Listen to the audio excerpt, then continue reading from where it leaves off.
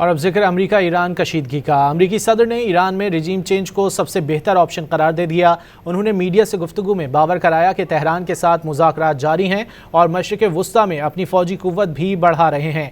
Iran की जानिब से यूरेनियम अफजूदगी हरगिज़ कबूल नहीं। ईरान अब तक बातें करता आया है, अपने वादों पर अमली इक़दामात नहीं किए।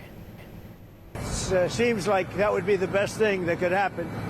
For 40 years they've been talking and talking and talking. In the meantime, we've lost a lot of lives while they talk, and legs blown off, arms blown off, faces blown off. It's been going on for a long time, so let's see what happens. In the meantime, we have tremendous power has arrived, and additional power, as you know, another carrier is going out shortly. Seems like that would be the best thing that could happen.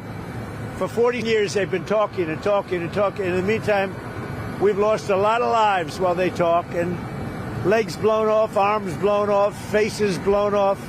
It's been going on for a long time, so let's see what happens. In the meantime, we have tremendous power has arrived, and additional power, as you know, another carrier is going out shortly.